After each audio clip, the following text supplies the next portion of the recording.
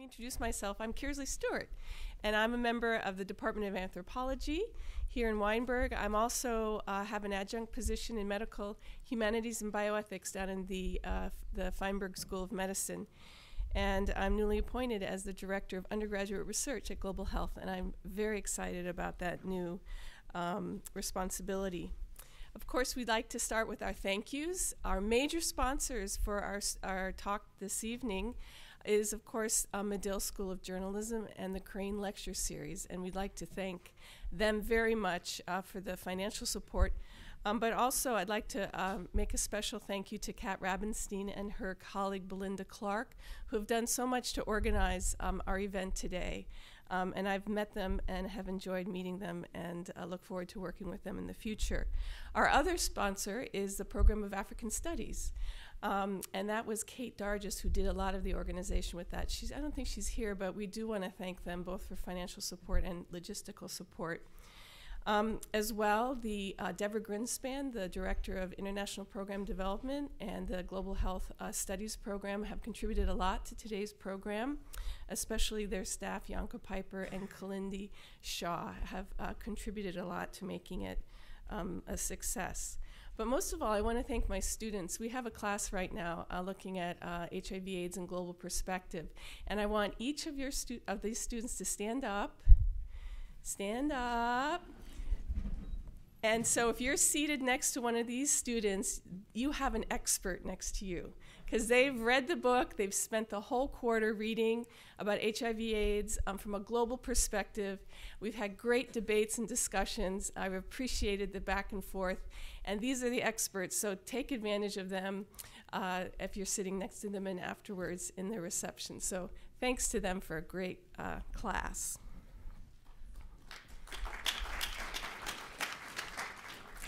So very briefly, I'm just going to go over the program. If you don't have a program, we have them at the entrance. Please pick one up. I'll take a few more minutes to introduce the program, and then we'll have some words from President Schapiro. We're excited to have him join us today. And then my collaborator and co-organizer, Doug Foster, will give a few moments from his perspective. He's a faculty member in Medill, and will introduce our speaker, Jonny Steinberg. And then after Jonny finishes his remarks, we hope maybe we'll hear from Jonathan Briggs, who's with the AIDS Foundation of Chicago, who will help sort of link our talk today, which is focusing on Africa, with HIV/AIDS here in Chicago. We've left plenty of time for Q&A. We're committed to that. We're going to stay on task here, so we really want you to write down some of your questions. There's a space actually on the back of the program if you have to jot down any questions you want to ask. And best of all, there's a reception and a book signing afterwards outside, and we want to invite everybody to join us for that. So just a few comments on why we're having this talk and why it's today. Well, obviously today is World AIDS Day. December 1st, every year since 1988, the world has recognized and commemorated the HIV/AIDS epidemic. Today's an especially I think, poignant day. It's the 30th anniversary, at least this year, of the very first publication to comment on the syndrome that we now call HIV/AIDS. That was the Morbidity and Mortality Weekly Report in June of 1981, the CDC report. So 30 years have gone by since we first recognized that we had a new epidemic. In those 30 years, there's been some remarkable progress in biomedical sciences as well as in the social sciences, particularly the introduction of antiretroviral therapy. So I think the most significant thing we can see is that what was at the beginning considered a fatal disease is now considered a chronic disease if you have access to ARVs. Now, being an anthropologist, I have to put a little plug in there for anthropology and make the bold statement that I think anthropology is certainly one of the leading social sciences to partner with biomedicine in the HIV epidemic. We have made contributions to making the science effective. So the science, for example, preventing mother-to-child transmission, adherence to antiretroviral therapies, medical male circumcision, those are technologies, but they don't work unless people take them on and take their medicines correctly. And that's where social science comes in. And that's what actually attracted me to, as an anthropologist, to working on HIV. Just 2 weeks ago, we had a remarkable comment by our Secretary of State, Hillary Clinton. And she said the words, "the end of AIDS." She's going to put resources into achieving what she calls an AIDS-free generation. Okay, that's really the first time we've heard people say the end of AIDS. So after 30 years, people feel that we have the science, and what we need are the resources to achieve that. We've heard the end of polio before, and we haven't achieved that. So while we're not going to disagree with that as a goal, as social scientists, what we do is we say there are lessons here. And there are we need to sort of take and assess some of the challenges that might prevent us from achieving an AIDS-free generation. And we have to ask, an AIDS-free generation where? Is that possible in Africa? Here at Northwestern, we have lots of faculty and resources that have focused on Africa. It's a logical place to ask that question. And our speaker is a logical person to help us gain some insight into whether we can, in fact, achieve an AIDS-free generation in Africa. And social science is the route through which we can answer that question. So I'm really so excited and so pleased that Jonny Steinberg, who's written so remarkably, with such insight and sensitivity into the HIV/AIDS epidemic in South Africa, is going to share with us a sort of an update of his book and some insights into what these new scientific technologies mean from a social perspective. So those are the comments I had to start off. I'm going to hand over now to President Schapiro.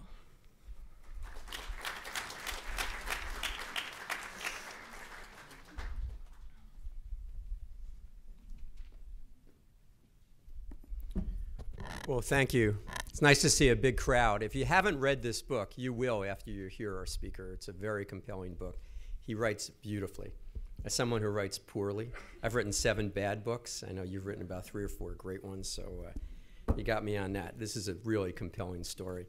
I'm really glad that we don't celebrate World AIDS Day. You know, I don't think it's a celebration, but we certainly recognize it. And at an educational institution such as ours, I think the right way to do it is to teach and to learn. And that's what we're doing today. So I've been looking forward, ever since I read your book, to meeting you and to hearing your remarks and the remarks of others. I don't know how many of you noticed this morning in the New York Times a full-page ad called "AIDS is Losing." You saw it, right? And I read that, and I opened it up, and I just looked at that, and I thought, and I had heard what Secretary of State Clinton had said about the end of AIDS, and I thought about the good part of that, and the good part of it is the tremendous progress. Many of you in the audience are much too young, but a lot of the rest of us remember very vividly 20 years ago and maybe 2 weeks when Magic Johnson had his press conference. You know, we just celebrated the 20 years of that. And back then, HIV was a death sentence. And he said, "I'm going to beat this." And we all said, "Yeah, this guy's going to be dead," just like many people we knew of those who gotten diagnosed, sometime, particularly in the 80s into the mid-90s. And it turned out he's still alive and well and looking good, and it's a whole nother world. So maybe AIDS is losing. But if it is losing, I think it's because of the hard work of lots of people. And I'm proud to say some of those people are here on the faculty at Northwestern. We have a number of scientists working on a vaccine, very heavily funded, generously funded by the Gates Foundation. We have another scientist. In fact, there was a report of this in the McCormick School of Engineering and Applied Research magazine, a whole big feature about one of the McCormick faculty members who has a new test, a field test, very inexpensive field test for HIV. And of course, we have social scientists as well. It's not just natural scientists and engineers who are working on the very important behavioral aspects to AIDS. So I think maybe Northwestern deserves some of the credit. On the other hand, what worries me about this AIDS is losing and there's going to be an AIDS-free generation and all that is it really belies the facts. And the facts are that AIDS is everywhere and in fact, in certain parts of the world, even growing. So if there's anything that kind of worries me about all this excessive celebration, it's that we might get complacent. And as soon as we get complacent, then the nightmare of AIDS, it still affects many people throughout the world, is going to return. The last thing I want to say is that, as president, I give a lot of introductions and stuff. And quite often, I have to admit it, it's about a subject I know nothing about or actually don't really care all that much about. But this is very different because I really feel like I was sort of there on the ground floor. And Johnny's too young, but I was actually, early in my career, I used to do development economics, and I spent, I think, 8 years in and out of Africa throughout the 80s. And the first time I ever came across, well before it was identified as HIV, I was working in Malawi. I think it was back in December of 1982, if I remember correctly. And I saw some woman who was obviously incredibly sick. And I turned to a friend of mine and I said, well, what does she have? And anybody remember when they used to call it thin? Probably a couple of you remember, but not too many. And he said, oh, she has thin. And I said, what the hell's thin? And he said, thin is you get so sick you can't eat and you just die. And people have been dying of thin in increasing numbers throughout the 70s into the early 80s. And I said, boy, I had no idea what that was. And that turned out she had AIDS. But it was before they identified the virus and gave it a name. And then it turned out in 1983-84, I found myself as a visiting professor at University of Southern California, living in West Hollywood. And West Hollywood then and now is one of the center for gay life in not just this country, but throughout the world. And that was when they identified AIDS, and it was really interesting and very scary and depressing to see people, with death sentences all around. That was just when they closed the bathhouses on Santa Monica and San Vicente and all the streets, if you're familiar with that area of West LA. And so I got to see that. So I've always felt a sort of more of a personal relationship with HIV/AIDS than I otherwise would being an economist. The other thing is my wife's a screenwriter, so she grew up in the film business, and so many of her friends and co-authors, and so many of mine actually too, were lost to AIDS back before they had the cocktail, and I think about those. So we never want to see those days, of course, to come back. We realize it's not just science, but it's social science as well, as we're going to hear from our speaker today. And I just really hope that for those of you who are, young students here today, that, it's going to become less important in your mind than it's been to those of us of my generation, and that in hope, in fact, it's not just curing the end of AIDS and rich Western economies and societies, but throughout the world, because I can't think of a more horrific scourge on humanity during my lifetime than the AIDS epidemic. So with that, I can't wait to hear from you. So thank you.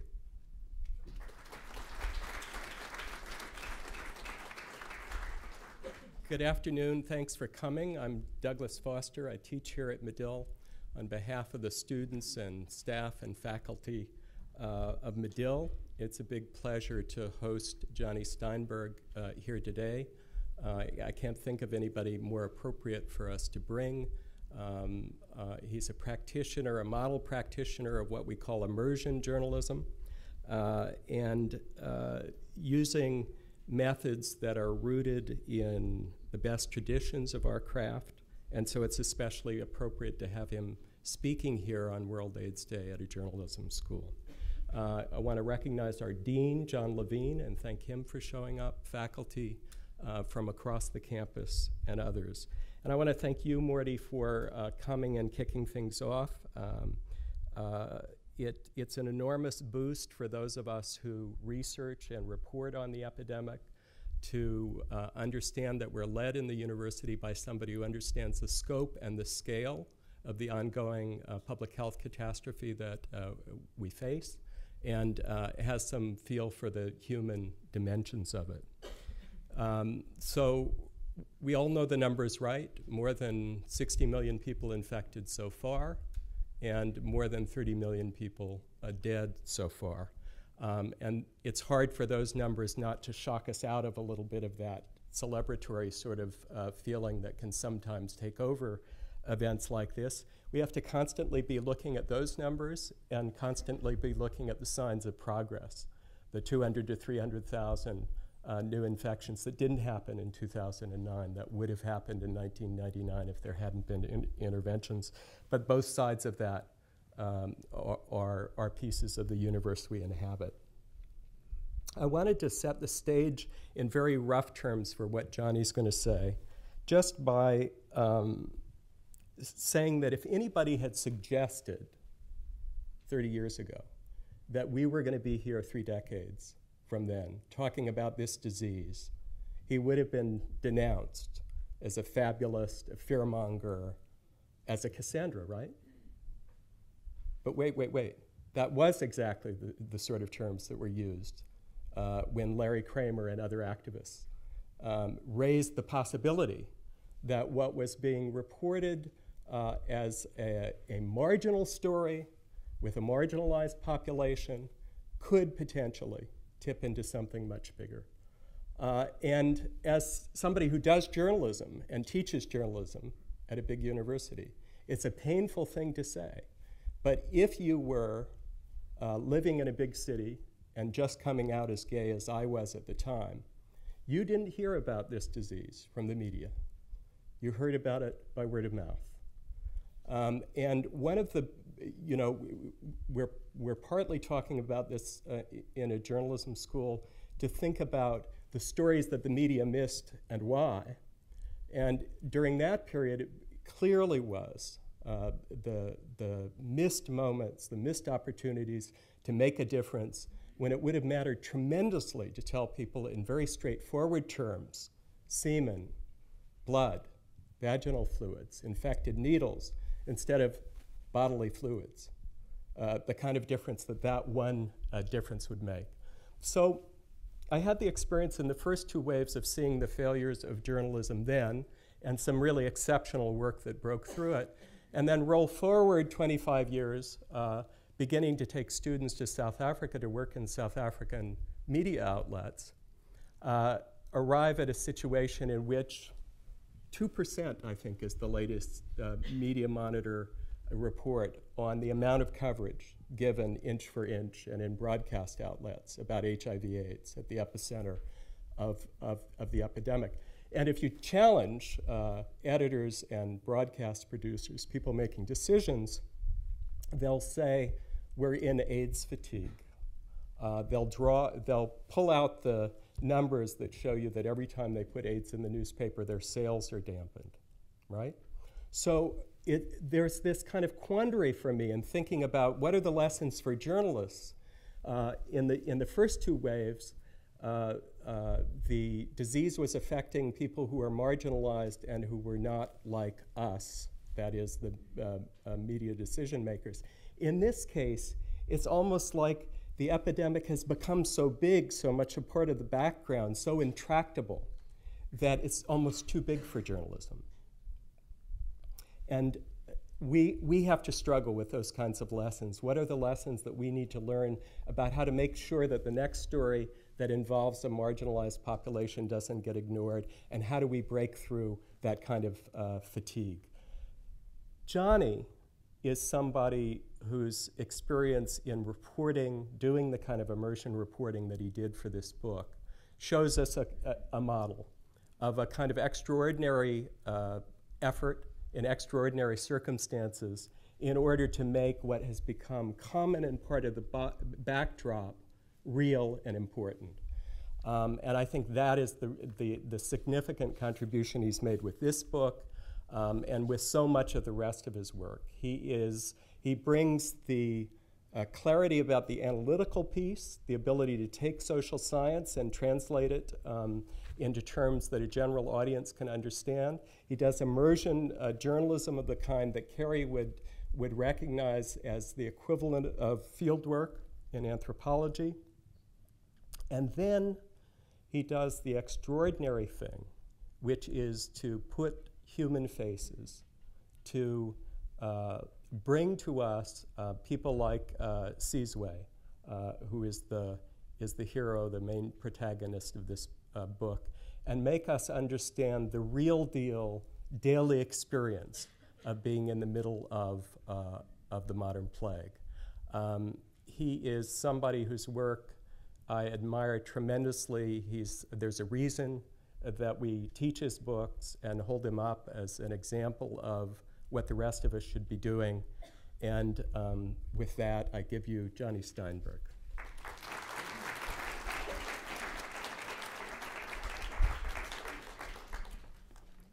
Thanks very much. Thanks, President Schapiro. It's a great honor to be here. And a great honor and very humbling to be in a room where there is so much AIDS work done. Douglas's many years of work in this continent's epidemic. Carrie Stewart's work in Uganda on treatment. It's a great honor to be here. What I want to talk about today is the moments that antiretroviral treatment arrives for the first time and the significance of that moment. Experience of antiretroviral treatment in Africa is new. In my country, in South Africa, there are 1.6 million people on treatment. 10 years ago, almost all of those 1.6 million people had never heard of antiretroviral treatment, nor had the many millions of people who know them and who have thus experienced treatment secondhand. So it's still possible to go back and reconstruct the moment treatment arrived and what people made of that moment. And I think it's a moment, that moment of arrival, of deep significance for a number of reasons. And the one is that what people make of treatment when it arrives plays quite a large role in shaping what it comes to mean. And what it comes to mean plays a role in determining who wants it and who doesn't want it, who comes to get it and who doesn't. So it's a very, very important moment. And especially now, when treatment has come to mean so much, when it will probably soon be the primary prevention tool. The question of who wants it and who doesn't becomes all the more urgent and important. Now, ordinary people's responses to new technologies are always highly gendered. Men and women respond to new technologies in different ways, and antiretrovirals is no exception in this regard. But there is a way in which it is an exception, which is interesting. A category of people who are traditionally considered to be people with very little social power, single young women, in this instance were the first to embrace treatment, did it with the most enthusiasm and with the most voice, and thus came to play a very profound role in shaping the meaning of treatment. Another category of person, middle-aged men, patriarchs, who are usually considered people with a great deal of social power, greeted treatments with fear, often with silence, who didn't embrace it, and who thus played very little role in shaping its meaning. That's a pretty remarkable, perhaps an unprecedented state of affairs for a new technology to be greeted that way. And the results are very interesting. And that's what I want to talk about today.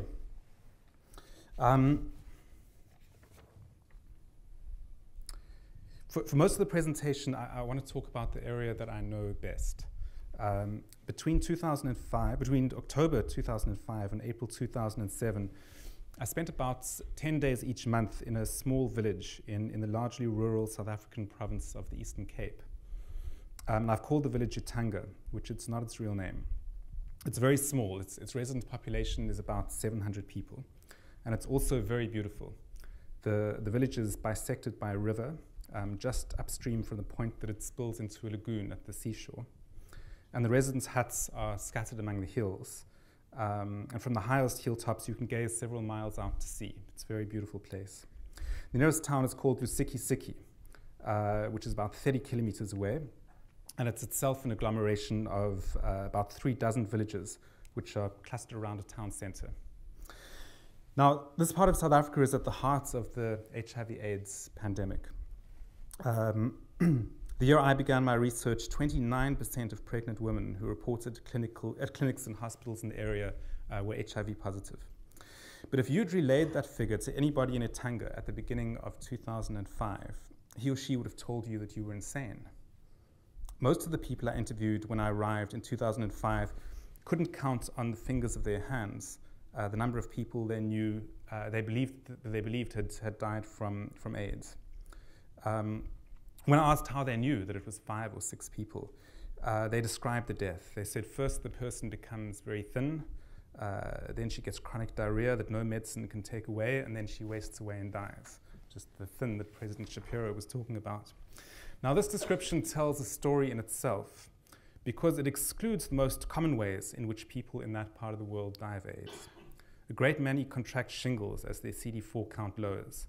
And many people in Tanga, I asked, associated shingles with a particular form of witchcraft. The witch or wizard sends a snake to crawl over you while you are sleeping, leaving angry welts on your skin. And a great many AIDS sufferers in southern Africa also contract various neurological diseases like cryptococcal meningitis and AIDS dementia. And this too, people in Tanga didn't associate with AIDS, but with witchcraft. So there had in all likelihood been many, many more AIDS deaths than the people in Tanga counted on their hands. It was just that those deaths hadn't been recognized for what they were. And yet when I went beyond the simple question, how many people do you know who have died from AIDS, and spoke to people more informally about their lives, it became clear that the question surrounded a great many more deaths. Some conceded privately that a recent death of a loved one may or may not have been AIDS. Others speculated that the deaths of neighbors may have been AIDS. Everybody seemed aware that the 4 or 5 deaths they counted on their fingers were by no means the end of the story. So AIDS thus occupied a twilight zone.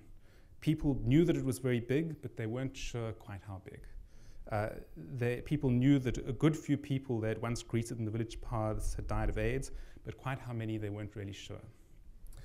As for how AIDS is transmitted, everybody agreed that sexual intercourse was the most common means.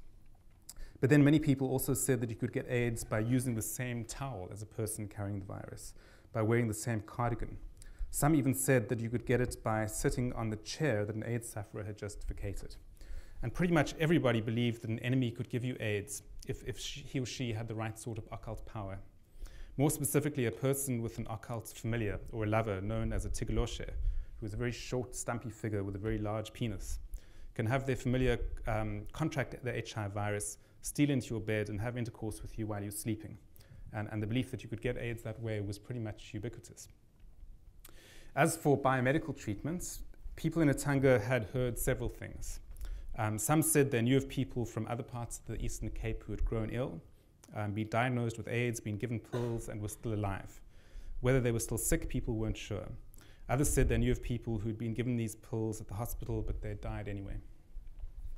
Now, on the third Saturday of April 2005, Tanga's understanding of HIV/AIDS epidemic changed dramatically and abruptly. When the sun set on that day, the meaning of HIVs in Tanga had changed forever.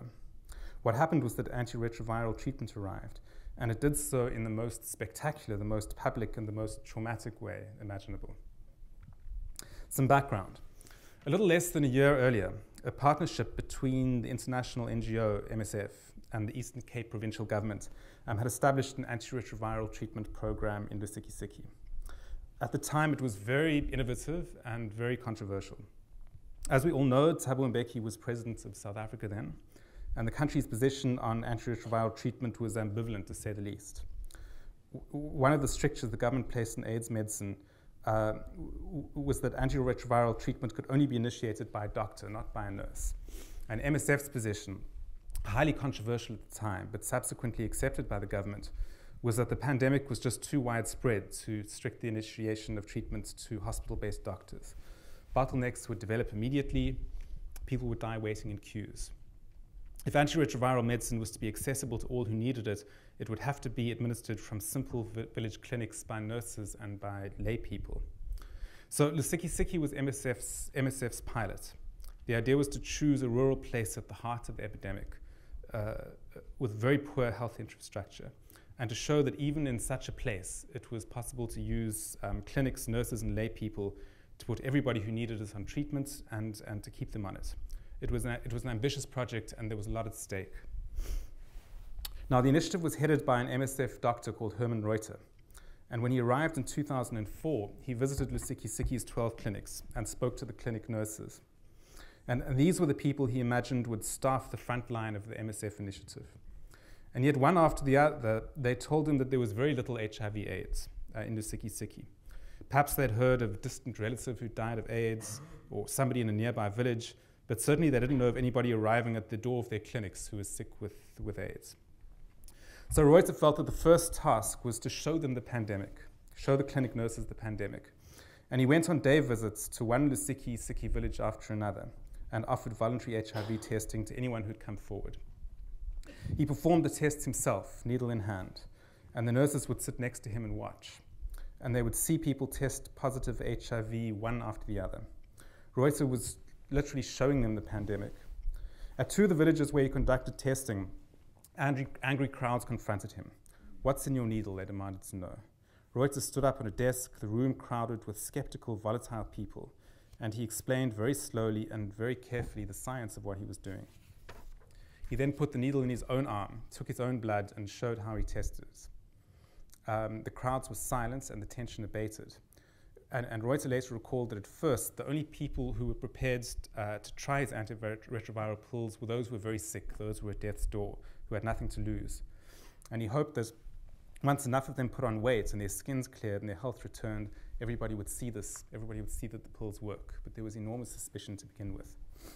Now, Etanga was one of the the last places in Lusikisiki that MSF's program reached, mainly because it was so remote. It was among the Lusikisiki villages furthest from the center of town.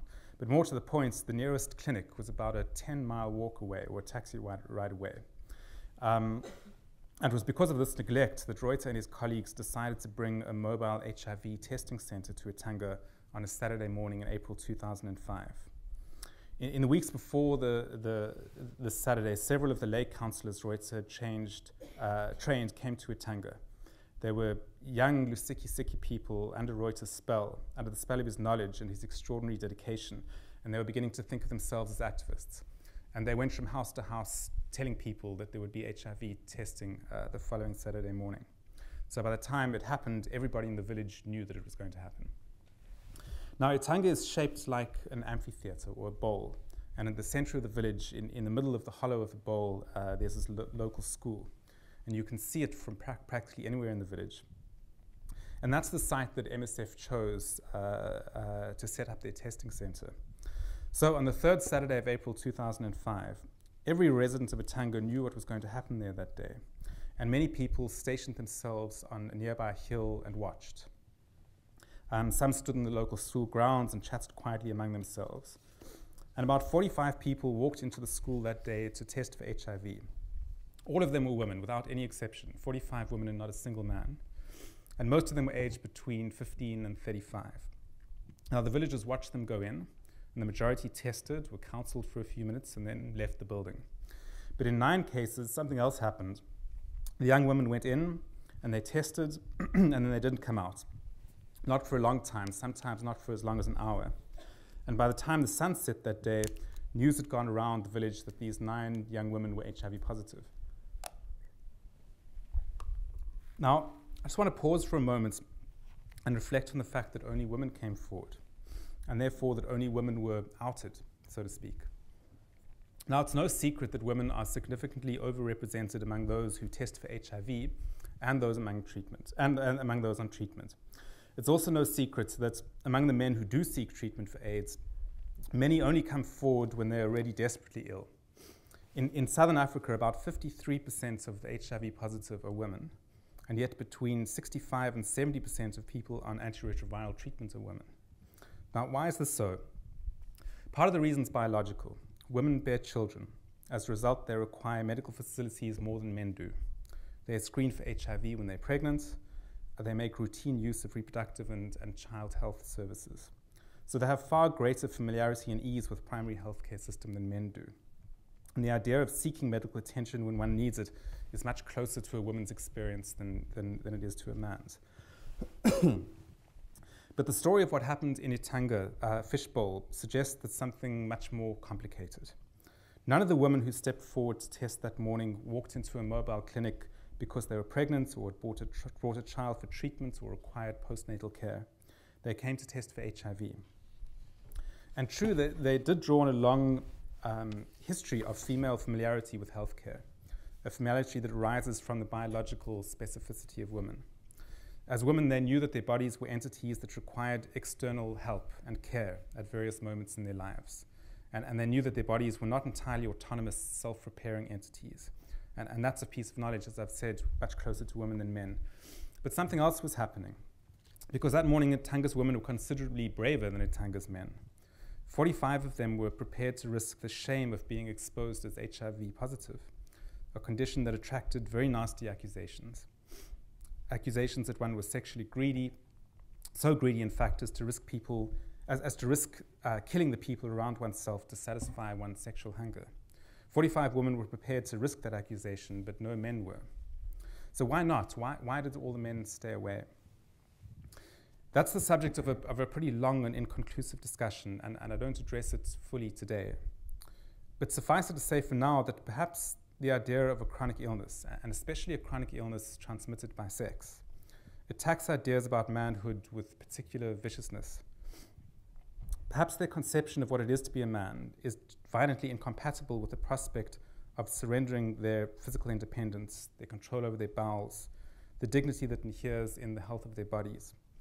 Perhaps men also fear that rivals and envious people, who for the moment are kept at bay by one's physical autonomy, will come and feed off one's weakened body. And perhaps also the knowledge that the virus is in one's semen, that in having sex with a woman one may also be killing her, is a fatal blow to one's idea of one's potency. And perhaps also the idea that spawning a new generation may at the same time be poisoning it is intolerable to men. Men need to leave legacies. That the offspring who bear your name may be poisoned and dying carries an awful metaphorical resonance. I mean, the very notion of a virus in the semen, one that has you infect your lovers and your children, and that leaves you yourself wasted, bedridden, and unable to control your bowels, is a notion that attacks too many notions of manhood at the same time. But let's leave a fuller exploration of those questions for the moment. The point I want to extract is this. What arrived in Etanga on that morning in April 2005 was a very powerful new technology, and one that quite literally arbitrated between life and death. And for a host of reasons alluded to above, young women embraced this new technology that first morning, and men didn't. What were the consequences of their getting to there first? And that's the subject of the rest of the talk. But let's return to our story. These 9 women, who the village had identified as HIV positive, were closely watched day in and day out. Nobody said anything to their faces. Nobody treated them any differently. But behind closed doors, people spoke in quiet tones and compared notes. They wanted to know whether these women were sick, and if so, what was wrong with them. They wanted to know with whom these women were sleeping, and whether their lovers were also getting sick. And perhaps most important of all, they noticed that 7 of these 9 women went immediately onto retroviral treatment. They would leave together early every Tuesday morning in the direction of the nearest clinic. In short, these women were the subject of a silent empirical test. People wanted to know whether antiretroviral medicine would cure them or kill them, or do something in between. And quite quickly, people learned a great deal. Women with the marks of shingles on their body went to the clinic. They tested HIV positive. They were told that the marks on their skins were the result of a secondary infection associated with AIDS, and they were given antibiotics that healed them. A very ill woman who had cryptococcal meningitis returned from hospital calm and stable.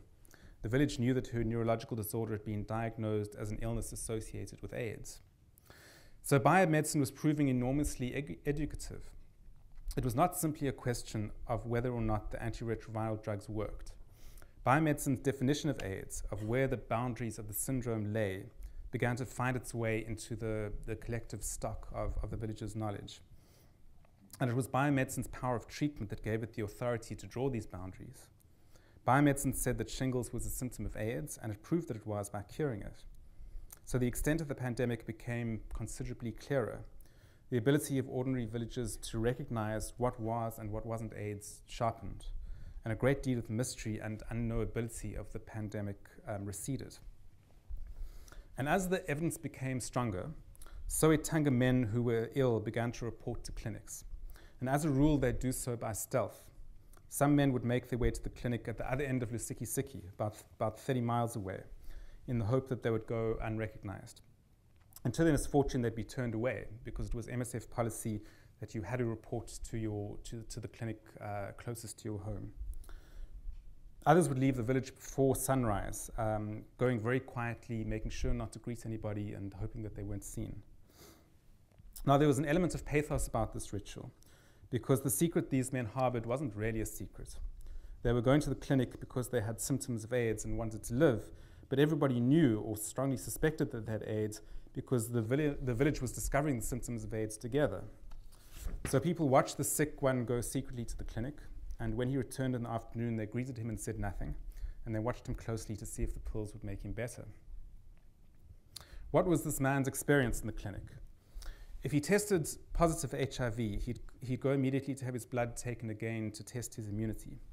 And if his CD4 count was 200 or lower, then he'd begin the path to treatment. He'd have to choose a treatment partner who was a person close to him to whom he disclosed his status and who would learn about antiretroviral medicine along with him.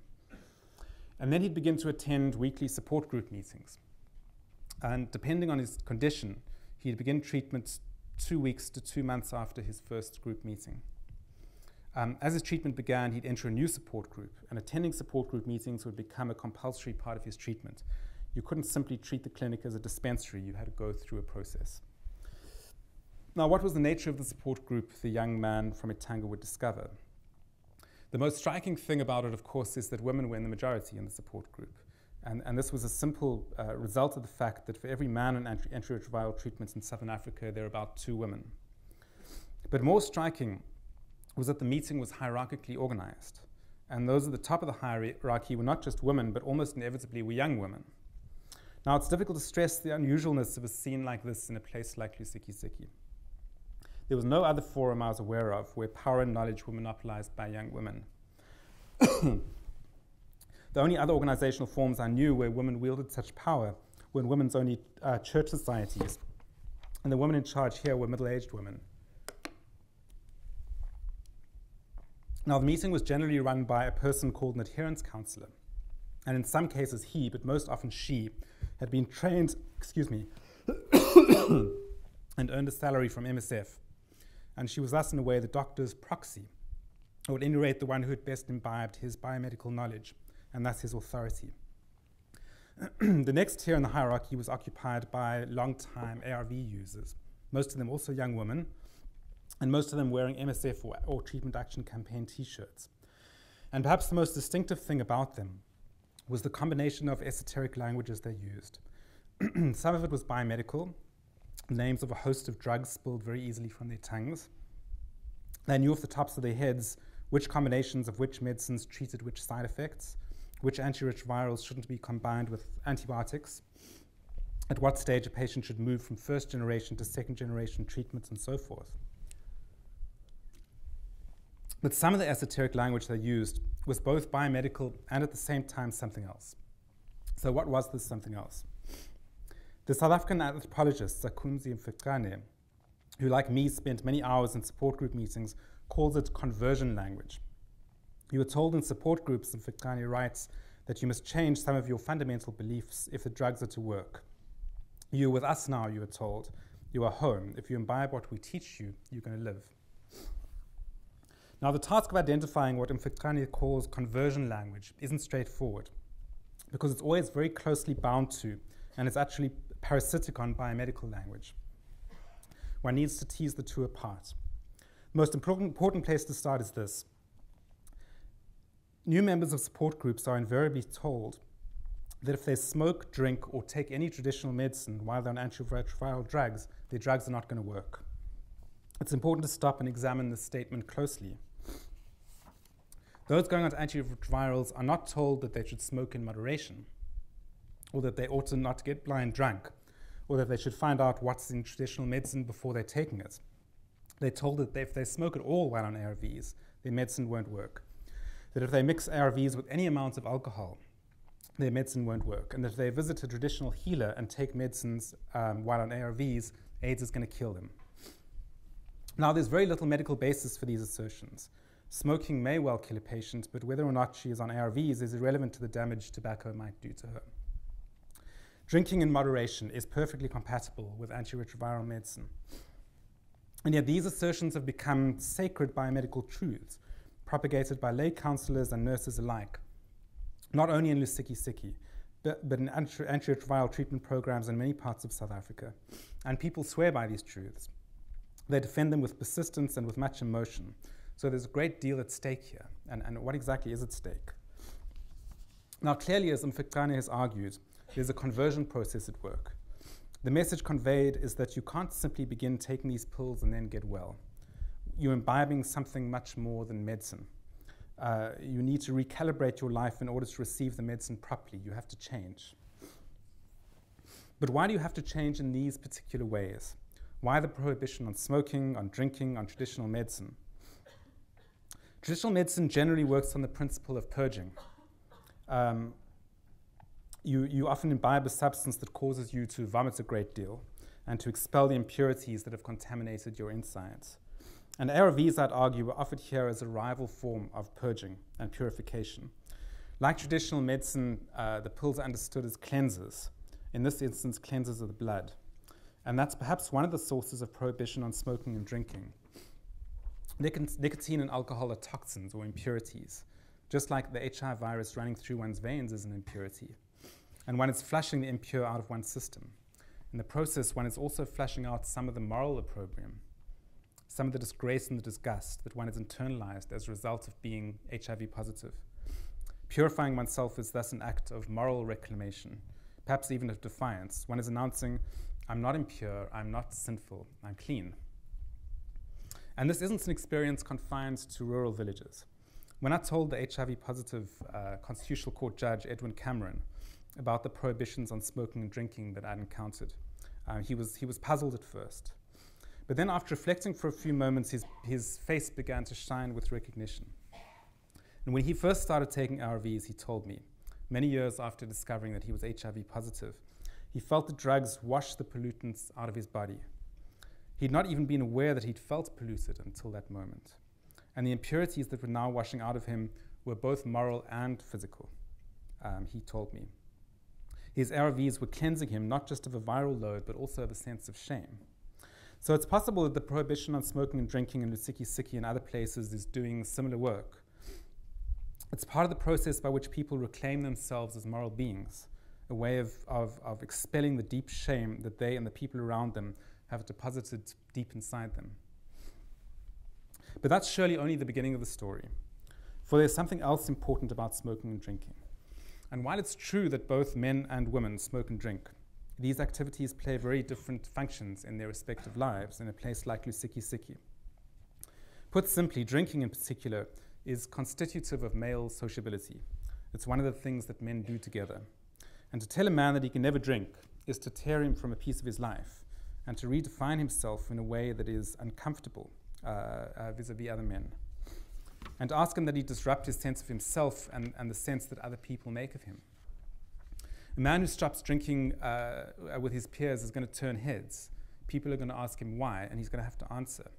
And the answer the support group wants him to give is that the reason is that he has AIDS. And it's a radical answer. It's a violent answer. In essence, he's saying, I cannot drink like a man because I have AIDS. It reinforces the worst prejudices of his peers. So let's return to that young man who secretly steals out of Itanga before dawn to get his antiretroviral drugs and to attend his support group meeting. He walks into a group to discover, first, that it's comprised more of women than men. Second, that it's a hierarchically organized group. Knowledge and power are vested in certain people.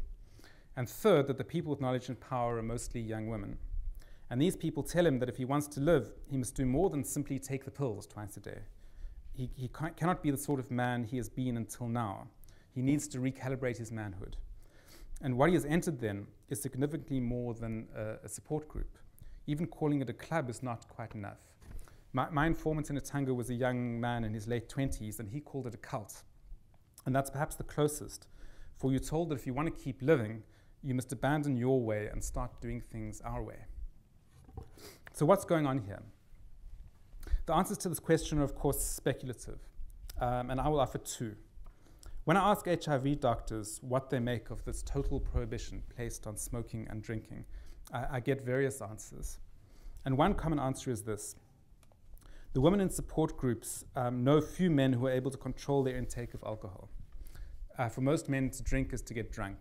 And to get drunk is to both become an inconsistent ARV user and to become the sort of man one doesn't want in a support group, so hence the prohibition. I think that there's some value in this argument, but that it needs to be taken further.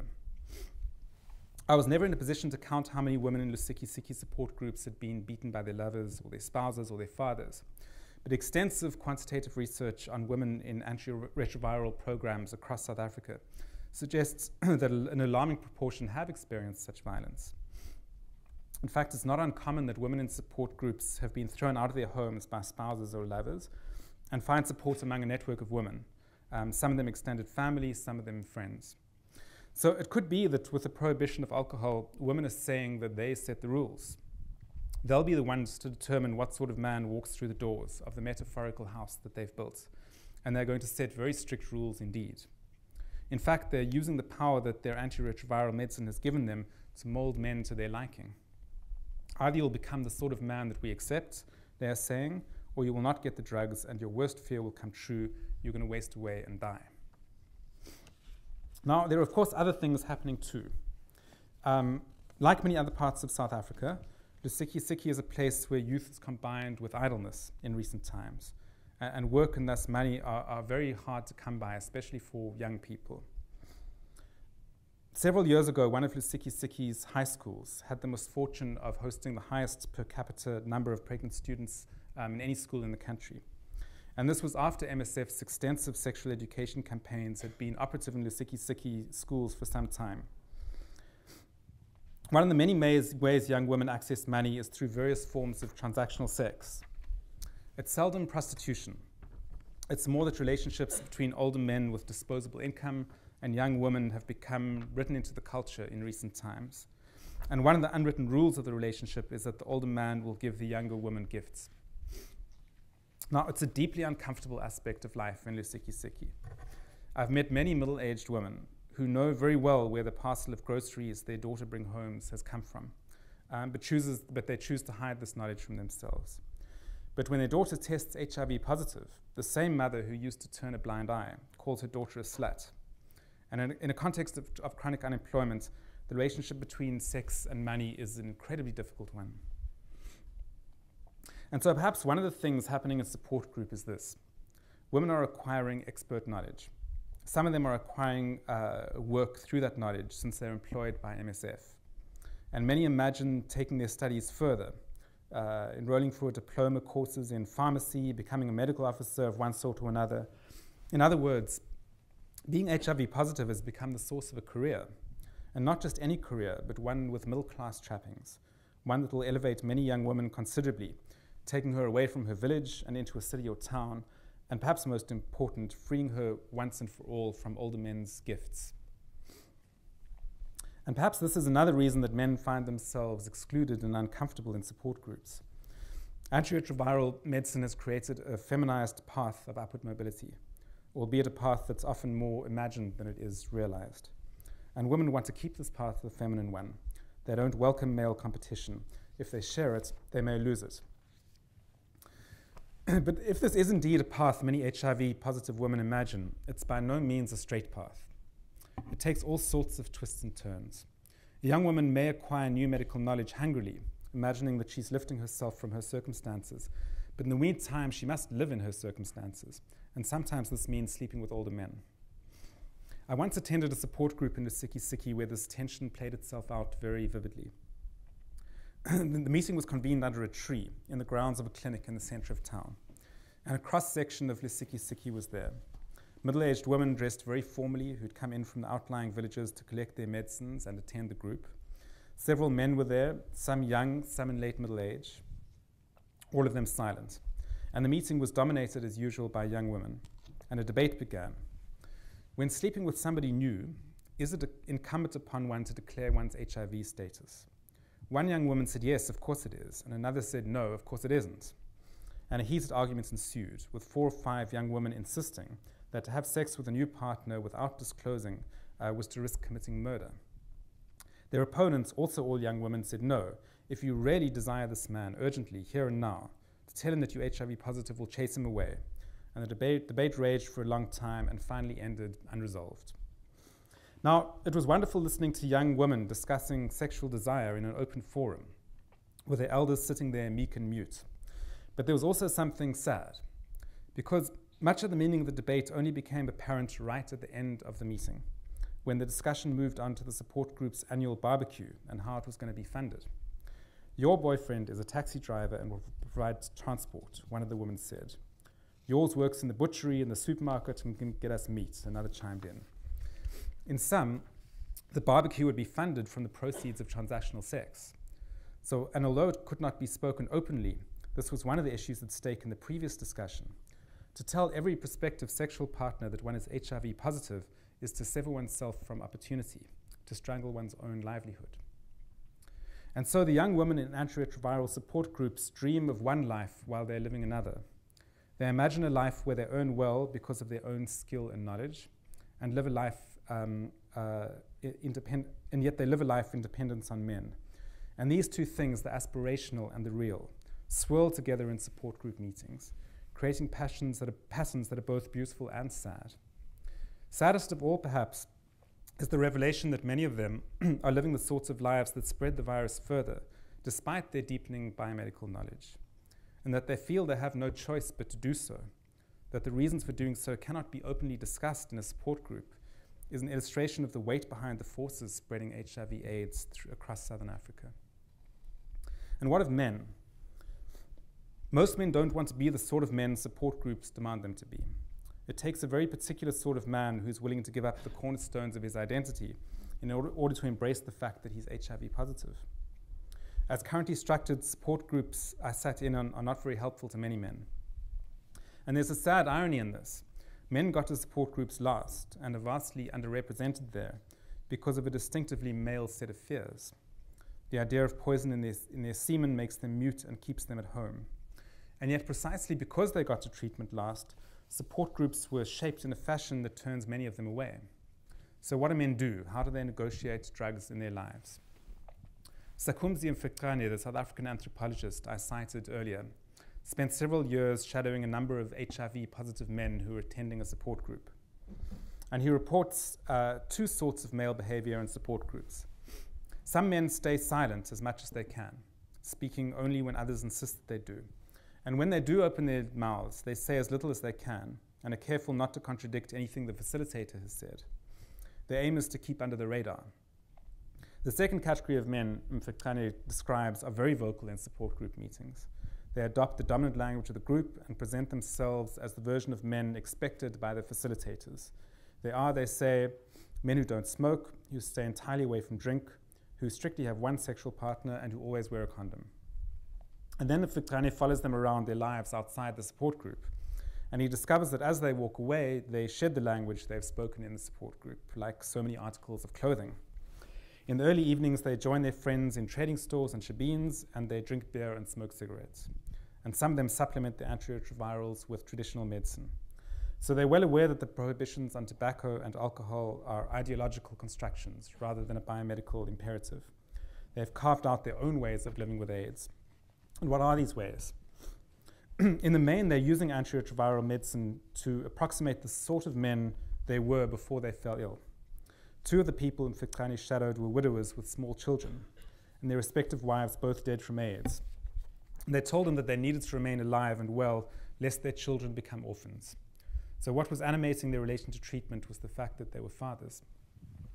Other men forged a very different path back to manhood, one that celebrated their retrieval of their physical autonomy and their strength.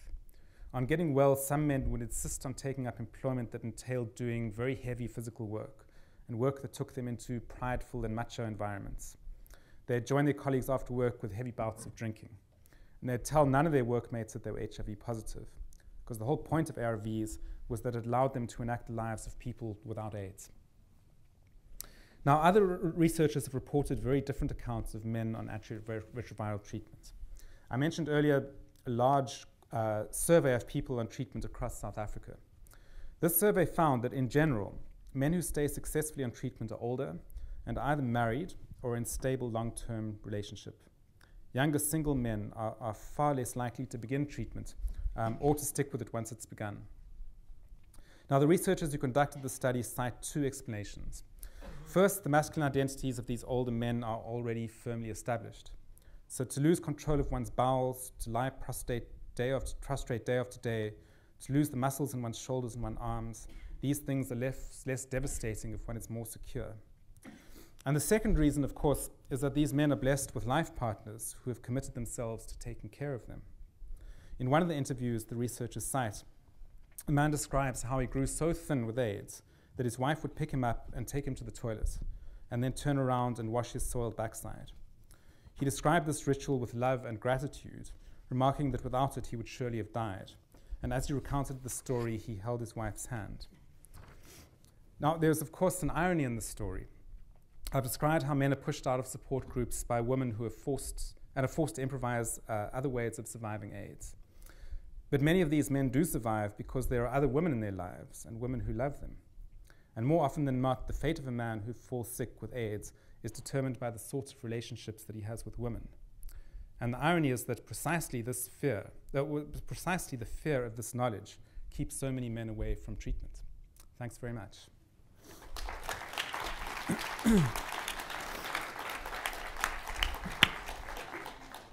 we're just going to go over and sit down.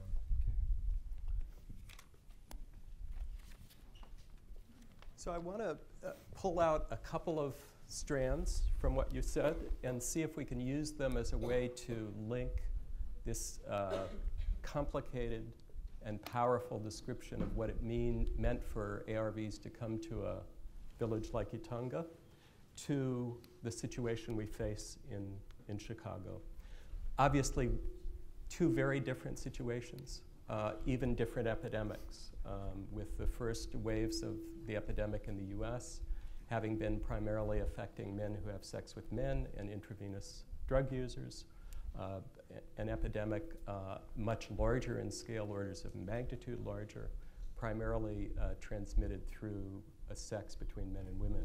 But one of the common strands that I think I picked up, maybe if I sit back it won't do that, is what happens to young people and the resistance to both knowing one's status and then seeking treatment in the case of the men you're talking about, and certainly in the situation that the AIDS Foundation in Chicago finds itself in. So I just wanted to ask, to kick that part of it off, if Jonathan Briggs from the AIDS Foundation would just do a kind of response. What's the Chicago view of the epidemic based on what you've just heard from Jonny?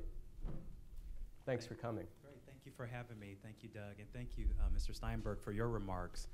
I just found it interesting. I actually used to live in South Africa back in 1998 as a volunteer journalist working with the magazine, and I just wanted to hit a few things because I think it's interesting that in sub-Saharan Africa, in particular South Africa, is primarily driven through heterosexual contact, so male to female contact. And in 2009 here in Chicago, 4 out of the 5 new HIV/AIDS infections were among men. And the primary cause of mode of transmission was men who have sex with men. I think what's interesting in discussion as well is that in America, as you are probably aware, African Americans comprise about 14% of the population, but make up almost half of all people who are living with HIV/AIDS in the country. And when you break it down by category, whether they're men, women, young adults, and even newborn babies, African Americans continue to be disproportionately impacted. I think I see some similarities in the sense of we know that in America, HIV is concentrated in inner cities that are segregated and are saddled with high rates of incarceration. And that pattern of incarceration drastically alters the process of sort of relationship building and courtship that we would typically not associate with incarceration. So what happens is, because of the kind of unstable economic situation of a lot of African American women, they end up with multiple partners, a series of concurrent partners that they may have in their lives for economic reasons. And so if one partner goes to jail, another one comes out, they pick up that relationship. We know from a public health perspective that the most effective way to spread an STI or sexually transmitted infection is through a series of concurrent sexual relationships. But here in the States, and I think again it's a similarity when you talked about money and sex, the interplay between money and sex, I think there is a similar dynamic happening here with African American women and really women who find themselves in those situations.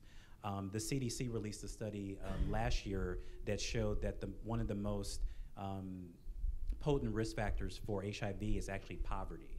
And I think that's really interesting because that's another parallel to South Africa. Just as general knowledge, here in Chicago, we do have about 22,000 people who are living with HIV/AIDS. 1 in 5, just to reflect the national average, don't know they have it. So it's estimated that there are about 30,000 people. We have made progress. We have made strides. There are more people that are getting access to medication. There are more people who are open to testing. I think what we're seeing now and at the AIDS Foundation is that really trying to connect people who know their status but then dropped out of care back to care. People who we call lost to care, and really trying to understand. We have a project now where we're trying to understand why they are lost to care, what happened. A recent survey we did of some of those folks found that they had a fear of the medications, that they believed that doctors prescribed too many medications, and also that if their family found out that they were taking these medications, they would lose the social support that they had. So I think there are some similarities, even if the modes of transmission are different. And I think there are lots of parallels between poverty and power dynamics in the relationships between men and women. Thank you, Jonathan. So from Lusikisiki to Chicago, we're going to go to the campus and just pass the microphone on over to the two students who are working on these issues on campus. Hi, my name is Alex Leos. I'm a senior here and co-president of HIV/AIDS Literacy Organization. Katie here is my co-president. What we see on campus a lot is not necessarily, there's not a lot of awareness about what's going on. It's very stigmatized here too. No one would actually, I don't know any student personally who has told me, who has come forward and told me they're HIV positive. Personally, I actually know no one who is HIV positive, and I think that is a problem because students get complacent and they don't see the value in joining organizations like ours. They'll join other cancer organizations and other things that everyone knows someone publicly who's had cancer, but not necessarily someone who's HIV positive. And as a group and as a community and as like a university, I think we can do a better job of fighting complacency and providing resources and information to students. Great, thank you. So I have a ton of questions, but I'm not going to ask them because we told you that we're going to engage with the people who are here. Let's take, South African style, 2 or 3 questions at a time, and then begin to roll out a conversation. Yeah. If you can wait until the mic gets to you, it helps with the recording. Richard Joseph, I'm sorry, I have to rush to a meeting in Chicago, so I just wanted to add on to what has been said. And as some of you are familiar, we've had a 5-year program in Nigeria, which has the 2nd largest number of HIV-infected people in the world, and focusing very much on what President Schapiro said, the behavioral aspect. But what I wanted to pick up, and it really builds on the last speak and also some things that Carrie said, is when Secretary Clinton said that about an AIDS-free generation. I haven't seen the ad in the paper, but if there's an ad, as President Schapiro says in the New York Times, it says AIDS is losing. I mean, it really concerns me, those sorts of statements. AIDS is not losing. I mean, I look forward to seeing the ad to see what point you're trying to get across.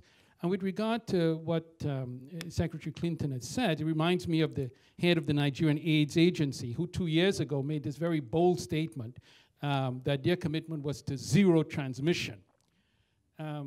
Having worked in Nigeria, I had no idea what he was talking about because it bore so little relationship to the situation.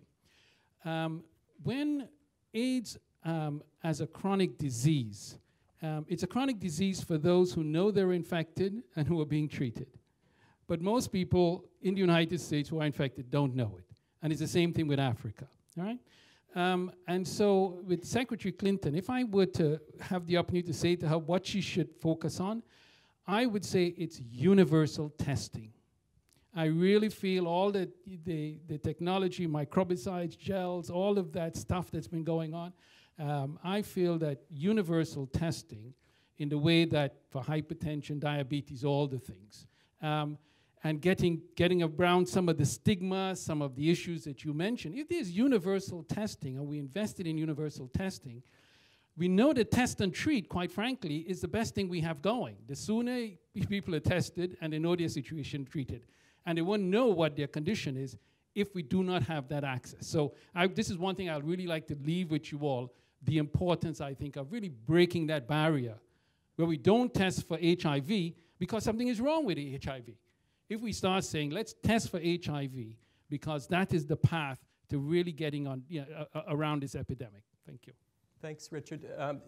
In the speech that President Zuma gave today on World AIDS Day, he did announce zero transmission as the goal in South Africa as well. So that definitely is the line of the day. Questions, challenges, complaints? Hi, Mr. Steinberg. I was so excited to hear you were coming. I'm a fan all the way back to Midlands, and your book, The Number, has to be one of the most astonishing, moving works I have ever read. And getting my PhD in history, I've read a lot of books. But you talked about such a complicated, fascinating matrix of meanings, cultural and personal. I wonder, because there seems to be almost a silence in the center, and how that fits in, which is the fear of death, which did not come up in your talk, almost as if that is, I don't know if it's so direct in dealing in these support groups that it's not dealt with, or how that is, how dealing with that fear of death in the center of this problem of AIDS plays into this complex matrix of both cultural and personal meanings that you're talking about. Big question, right? The intersection of sex and death. I mean, I think it drives right to everything we're talking about today. So you want to respond to that? Sure.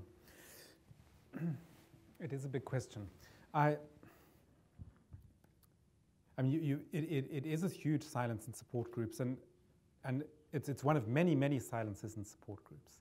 I mean, one of the silences I was talking about was the fact that women could not speak in support groups about the fact that they were having transactional sex.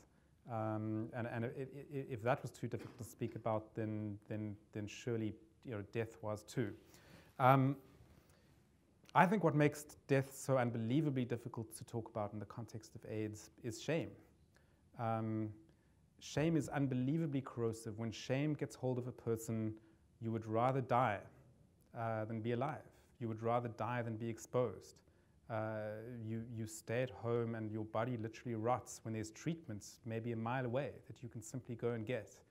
And so in a very constrained and nasty way, and I hesitate to use the word, but people choose to die in a very, very constrained way because they are gripped by shame. So I think I think you're absolutely right. I think that's at the very heart of the pandemic. It's the heart of why it's so gruesome, so spiritually and so morally gruesome. And I mean, one of the functions of any treatment program is to get around that, is to keep people alive despite their shame. And one of the ways of doing that, I think, is to tailor treatment programs that touch people who are not going to become activists, people who are not even going to go into support groups, people who want everything to be done not secretly but discreetly, because that's the only way that their shame will allow them to go into the drugs at all. And I think a problem in South Africa is that that avenue isn't available. People have to work to make it. And if you're suffering from shame, you're not really in a position to author the right way onto treatment. So I think one of the many, many things people need to think about are different routes to treatment, and how people feeling an enormous amount of shame can go onto it and therefore not, put in inverted commas, choose to die.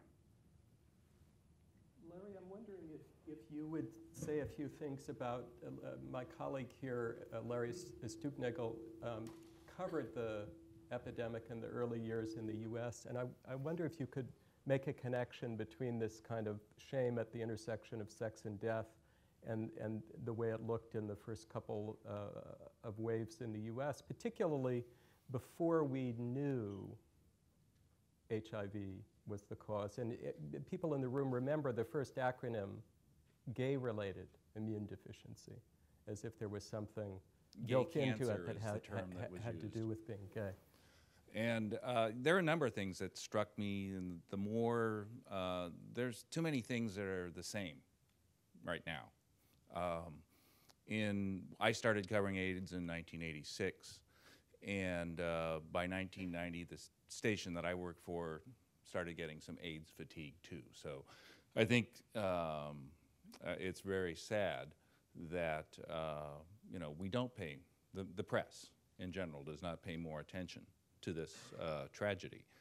There was a great deal of shame, and people had the hardest time coming forward talking about it.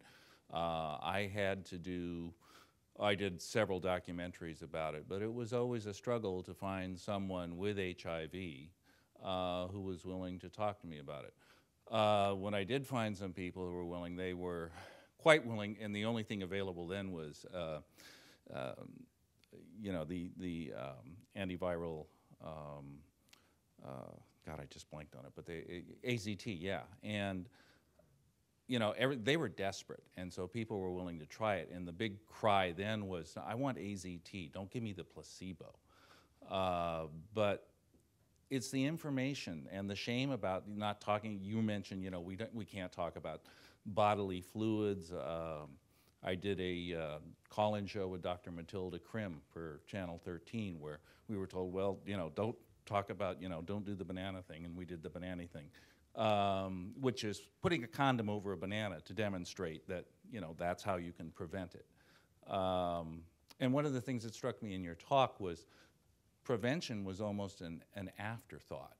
And I'm wondering why that still is as it goes on. But shame was a huge, huge factor in people not coming forward. And I think if the more people talk frankly about it, the better off we'd be. And it's just too bad that that conversation is not going on now. What about the prevention piece? Well, I'm considerably more hopeful and optimistic than most of the comments in this room have suggested. If you think about it, it's now an old epidemic. Practically every prevention intervention has been extremely limited, to put it generously. Any epidemic spread by sex, prevention is going to be incredibly difficult because human beings are always much more complicated than policy can ever get its head around. There's been no vaccine. There are drugs, but what they do is limited. And despite all of that, look at what a long way we've come. And, in my country, there are 1.6 million people on treatment. 10 years ago, there was almost nobody on treatment.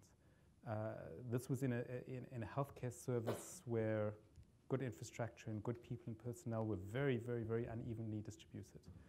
The fact that this has happened is quite remarkable. Given how difficult prevention is, we now have two tools that are enormously powerful, one being male circumcision and the other being early treatment.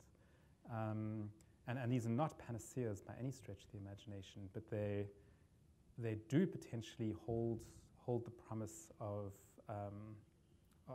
lifting us into another era.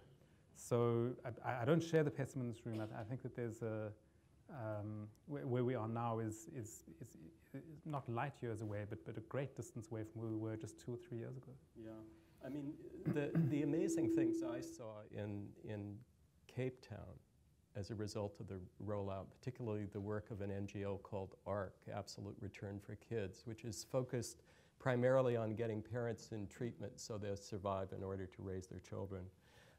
Amazing effects in families and radiating out to generations as a result of that. So I think it's important to keep both of those parts of the story in mind. Carol, do you want to say a few things? If I remember your story right, you started at CDC on the day when the first notice that this illness existed came out, and you've spent 30 years at CDC, both here and internationally. So maybe you have some response or some questions. No, thank you. I'm an infectious disease doctor, and I have been at CDC. I started in '85. Actually, I started my infectious disease training on the first day of the MMWR. The last few years, I've been working with the Global AIDS program at CDC, primarily in Asia, Central Asia, South Asia and Southeast Asia. But I've done some work in Africa. I guess my take of it is, I think without a doubt we've turned the corner. You know, the numbers are no longer going up, they are going down. And thinking about it, it might be the beginning of the end of the HIV epidemic, but that's sort of semantic. Epidemic, you know, meaning HIV growing in the population. It may be that, you know, HIV will just be an endemic disease in the population, like TB is and other diseases are. You know, I mean, still the leading killer in Africa. But I guess so I work in a non-academic setting. My role in the Global AIDS program is to be sort of the director in the CDC offices, co-running the PEPFAR program for the U.S. government with USAID, and you know, the resources are just enormous, and trying to coordinate with the local government of what's needed, you know, what they need, what we can provide. The capacity of the staff in some of these local governments. South Africa is very different because, you know, it is in some way a first world country. You know, I mean, there's good educational systems. In many countries, you're just really starting from nothing. I was the director of the Cambodia program for a while, and, you know, there it started from where, you know, there's very few doctors who can really do any kind of work, no laboratory workers. You know, the infrastructure is just not there. So it takes tremendous resources to build these programs and to sustain them. Also coordination, like with various donors, like the Global Fund, which is a big contributor to international HIV efforts, just announced that they're postponing the next round of Global Fund money to countries because they're trying to get more donors. So, you know, I think zero AIDS, I think that's not sustainable. The end of the epidemic may be, again, it's semantics, no longer an epidemic. But one question I had, I've always been sort of fascinated by how a condition that's in like 1/3 of the population could continue to be so stigmatizing. You know, when it's just so 1 out of every 3rd person has it. And if you have any thoughts about that. I mean, in a way, it isn't surprising. I think that there are some entrenched meanings that will never go away. And I mean, one of them is a connection between the idea that you've been sexually irresponsible, the idea that your sexual appetite is uncontrollable, and an illness. When that idea of greed, that idea of being lascivious represents itself as a pollution in the blood, I think that is such a massively powerful connection. And it doesn't go away and will never, ever go away. There will always be stigma. There will always be shame. How many people around you have it? It's there for good. And again, I'm not sure that that's a cause to be depressed. It's the way human beings are. You know, it's kind of a naive belief for a long time that the way that you would get rid of this epidemic was to have people talk, to have people be honest, to make things that are opaque transparent through confession, through communication, through transparency. That isn't ever going to happen with anything sexual, ever. That's not what sex is about. It's not about openness and transparency. It's about stuff that we'll never understand. And getting rid of an epidemic that way isn't going to work. You're going to hit your head against it for a long time. And for the first time, we have really serious prevention tools which aren't about that. They're not even significantly about changing sexual behavior. And I think that's where the hope lies. That, you know, these things are difficult. These things are expensive. There's much less money around than there was just a few years ago. But there are prevention tools available that do not entail making brand new human beings or making human beings that are actually impossible to construct. And I think that's very hopeful and very powerful. Let's take a few questions at a time. Zach.